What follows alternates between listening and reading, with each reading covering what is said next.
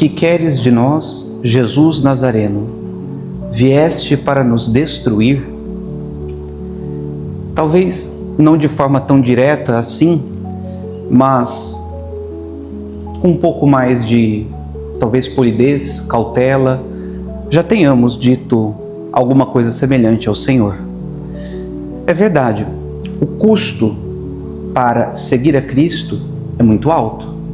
O preço que precisamos pagar, a renúncia que temos de fazer para podermos ser discípulos de Jesus, muitas vezes é considerado como nossa ruína, como a nossa destruição. Porque Deus pede e faz das nossas vidas aquilo que Ele quer. Coloca muitas vezes a nossa vida de cabeça para baixo. Já não bastasse o custo altíssimo das coisas que nós devemos nos desapegar. Para poder ser discípulos de Jesus, precisamos estar desapegados dos nossos vícios, estar desapegados de nós mesmos, enfim, tantas coisas. Além disso, tem o custo e o peso de sermos discípulos de Jesus. Bem, não é novidade.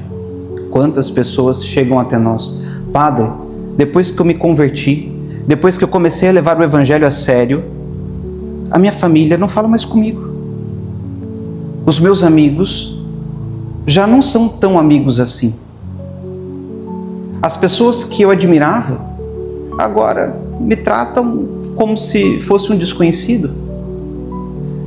Isso, é óbvio, causa em nós uma certa reação. E muitas vezes vai por essa linha. Será que as nossas vidas estão sendo destruídas? Será que nós estamos, de fato, assim como este espírito mau, batendo boca com Jesus? Que queres de nós? A nossa destruição? É preciso de um olhar de fé que, bom, eu acho que não preciso dizer, mas que o demônio não tem. Não pelo menos dessa forma. Para saber que não é a nossa destruição. Deus quer a nossa salvação, quer a nossa santificação, quer o nosso amor, quer o melhor para nós. Agora, que isso passe por uma certa destruição é inegável. Eu me lembro, no ano de 2015, ou seja, tem mais de 10 anos isso, eu estava numa casa salesiana, fazendo uma experiência vocacional, e ali chegaram umas irmãs que, enfim, os salesianos apoiavam a missão delas, da congregação das Lauritas, e elas tinham casa no Paraguai, e a casa dos salesianos era em Dourados, então era fronteira com o Paraguai, elas sempre passavam por lá. E entregaram um cartãozinho da santa fundadora, que foi canonizada pelo Papa Francisco, mas naquela altura era beata, Santa Laura de Montoya. E a estampa tinha a fotografia dela, e embaixo uma frase que, pelo que eu entendi, era repetida com muita frequência pela fundadora, que dizia o seguinte: destrói-me, Senhor, e das minhas ruínas ergue um monumento para ti. É verdade. Talvez passemos por alguma destruição, mas não podemos ficar focados e olhando somente para aquilo que está acontecendo, para as ruínas que estão começando a aparecer. Mas encher o coração de esperança do monumento que o Senhor vai construir, do que Ele vai erguer a partir desta destruição. Em primeiro, talvez Ele arrase, derrube, destrua, para que depois construa, edifique e erga.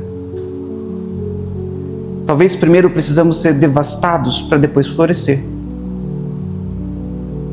Quem sabe é Deus. Quem sabe é o Senhor. Vejam, as pessoas se admiravam com aquilo que acontecia quando Jesus passava.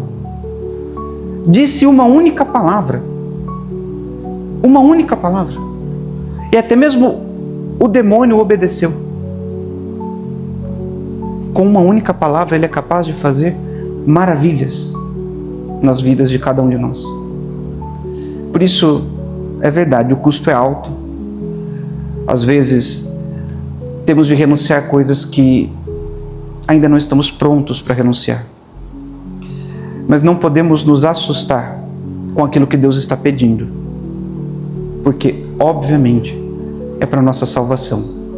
Talvez passe por um aspecto de destruição num primeiro momento, mas é para ser um monumento da glória do Senhor. Que Deus nos ajude por esta Santa Eucaristia a termos confiança no seu modo de agir, na sua providência, que sempre age com amor e com sabedoria. E assim, nos lancemos e entreguemos tudo quanto o Senhor nos pede, tudo quanto Ele deseja de nós. Louvado seja nosso Senhor Jesus Cristo.